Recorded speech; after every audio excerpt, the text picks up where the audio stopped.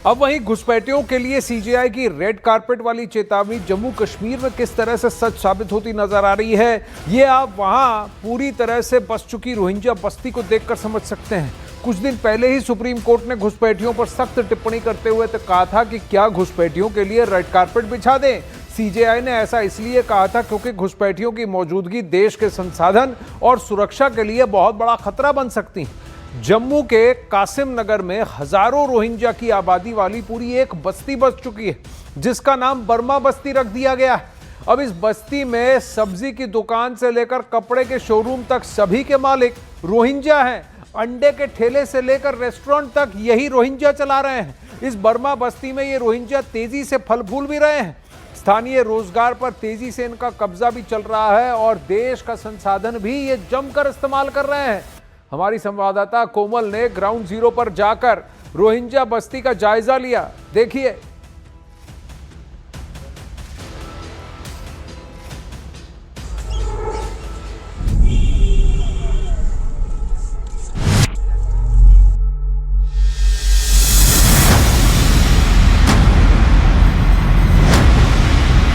तस्वीरों में दिखाऊं कि ये पूरे तरीके से कॉलोनी बन चुकी है और यहाँ पे इस जगह का नाम ब्रह्मा कॉलोनी भी रख दिया गया है। अपना मालिक का जमीन में हम करिया देकर बिजली बनाया। जब मैंने आपको करिया देता देखो इस तरह रह रहा हम अपना बहुत मुश्किल में रह रहा। नहीं ये नहीं हुए सेटल नहीं हुए तो कभी मौका मिले वापस जाएंगे? अब जाएंगे इंशाल्लाह, अभी जाऊंगा जी, अभी मौका मिलेगा अभी चलेंगे जी।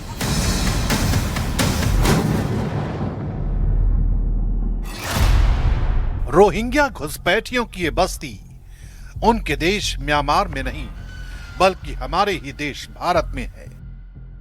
इस बस्ती में रोहिंग्या कारोबार कर रहे हैं, दुकानें खोल कर बैठे हैं, शोरूम चला रहे हैं, होटल रेस्टोरेंट चल रहे हैं। रोहिंग्या के बच्चों के लिए अलग से स्कूल और मदरसे भी चल रहे हैं। यानी जो रोहिंग्या शरणार्थी अपने परिवारों के साथ भारत में शरण लेने आए थे, अपने और अपने परिवारों की जान बचाने आए थे, उन रोहिंग्या शरणार्थियों ने अब अस्थायी कैंपों से निकलकर अपनी खुद की बस्ती बसा ली है, जिसका नाम रखा है बर्मा बस्ती।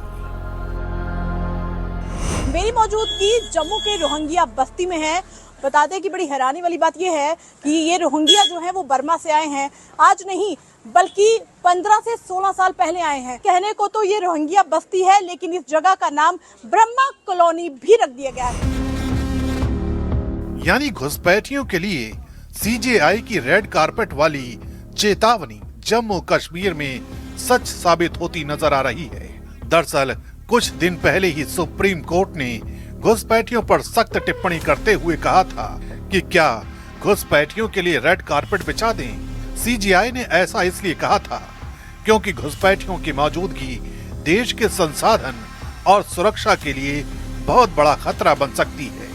जम्मू के कासिम नगर में हजारों रोहिंग्या की आबादी वाली पूरी एक बस्ती बस चुकी है, जिसका नाम बर्मा बस्ती रख दिया गया है। इस बस्ती में सब्जी की दुकान से लेकर कपड़े के शोरूम तक सभी के मालिक रोहिंग्या हैं।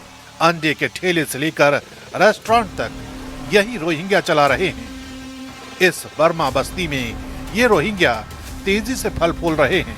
स्थानीय रोजगार पर तेजी से इनका कब्जा हो रहा है और देश का संसाधन भी ये जमकर इस्तेमाल कर रहे हैं।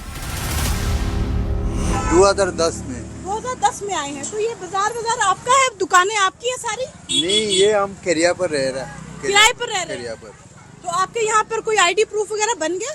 हमारा सिर्फ इनवन कार्ड है। जितना यहाँ म्यांमार वाला है, रोहिंग्या है, सबका पास यहाँ आईडी उसका है, यूएन कार्ड।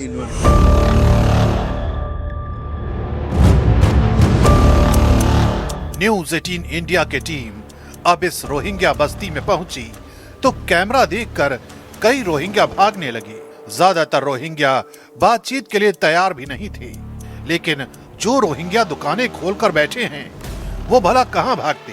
लिहाजा उन्होंने हमारे सवालों का जवाब दिया और जो कुछ बताया वो हैरान करने वाला था। यहाँ रोहिंग्या परिवारों का कारोबार है।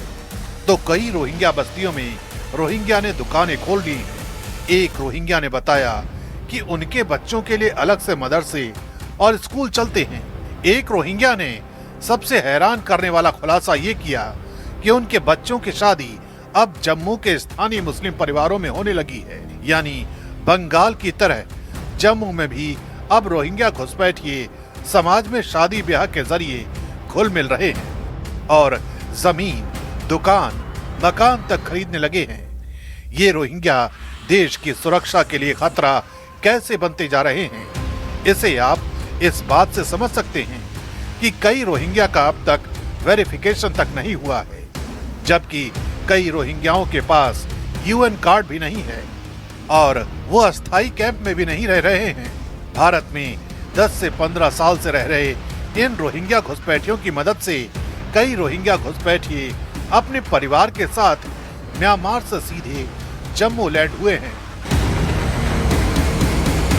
2012 में आया। 2011-12 में आए। जी। परिवार आया, अकेले आए? नहीं, परिवार है जी।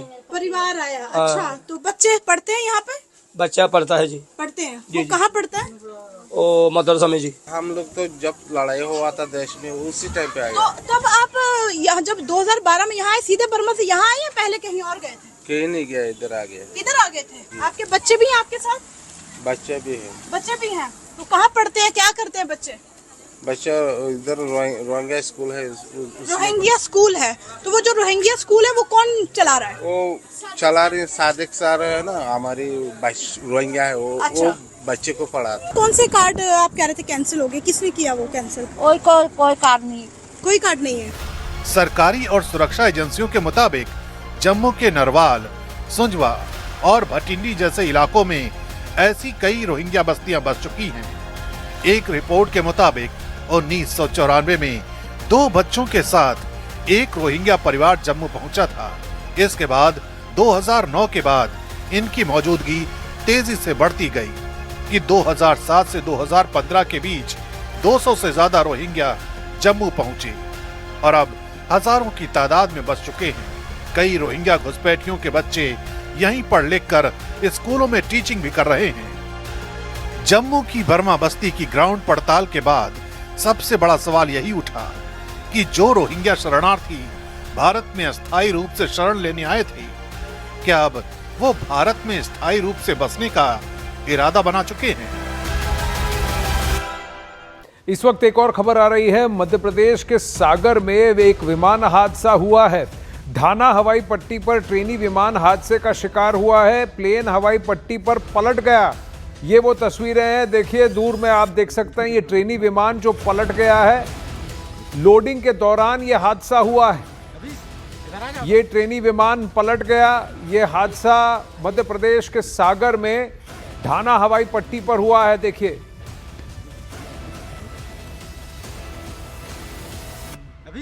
इधर आ जाओ तुम।